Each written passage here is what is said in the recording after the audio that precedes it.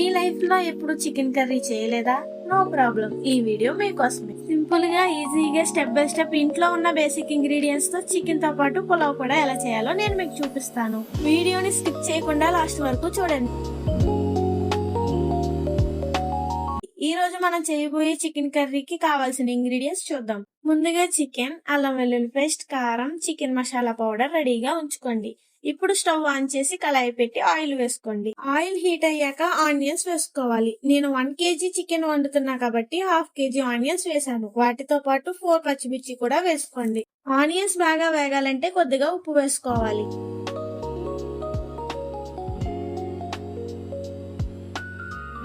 ఇప్పుడు కొద్దిగా కరివేపాకు కూడా వేసుకోండి. ఆనియన్స్ ఈ విధంగా కలర్ చేంజ్ అయ్యాక చికెన్ వేసుకోవాలి. చికెన్ ని ఆనియన్స్ తో బాగా మిక్స్ చేయండి. ఇప్పుడు అల్లం వెల్లుల్లి పేస్ట్ కూడా వేసుకొని బాగా కలుపుకోవాలి. తర్వాత 1/2 టేబుల్ స్పూన్ పసుపు వేసుకోండి. ముక్కకి బాగా పట్టినట్లుగా కలుపుకొని మూత పెట్టుకోవాలి. 2 మినిట్స్ తర్వాత కారం కూడా వేసుకొని బాగా కలుపుకోండి. ఇలా కలుపుతూ ఉంటేనే ముక్కకి కారం బాగా పడుతుంది.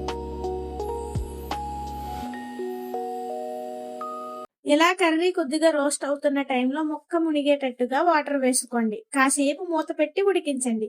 5 మినిట్స్ తర్వాత చికెన్ మసాలా కూడా వేసుకోండి.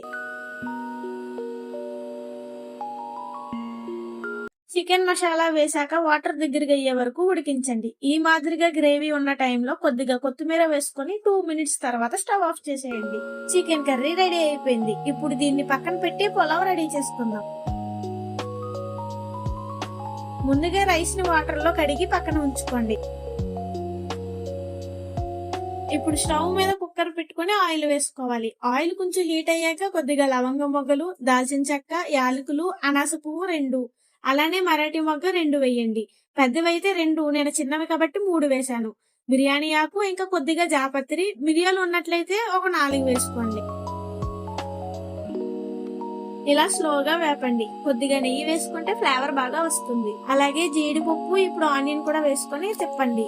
నెక్స్ట్ క్యారెట్, టొమాటో వేసి కలుపుకోవాలి. ఇప్పుడు అల్లం వెల్లుల్లి పేస్ట్ కూడా వేసి మిక్స్ చేయండి.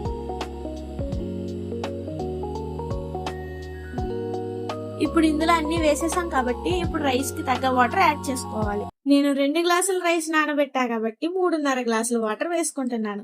ఒకవేళ నానబెట్టకుండా డైరెక్ట్ గా రైస్ కడిగి వేసినట్లయితే 2 గ్లాసుల బియ్యానికి 4 గ్లాసుల వాటర్ వేసుకోండి.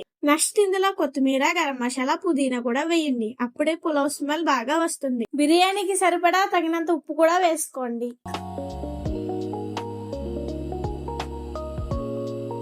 ఇలా అన్ని వేసాక నానబెట్టిన రైస్ ని అందులో వేయండి.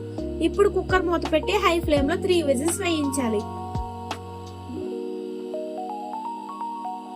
3 విజిల్స్ వేసాక ఆవిరి తగ్గే వరకు వెయిట్ చేసి ఇప్పుడు కుక్కర్ ని ఓపెన్ చేయండి. అంతే, వేడి వేడి పులావ్ రెడీ అయిపోయింది.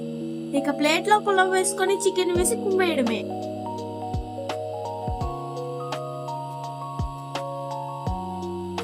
నేను చెప్పిన విధంగా ట్రై చేయండి. చాలా సులువుగా నేర్చుకుంటారు అండ్ మీకు ఖచ్చితంగా నచ్చుతుంది. ఓకే అండి, మీకు వీడియో నచ్చినట్టయితే లైక్ చేసి ఫాలో అవ్వండి. బాయ్.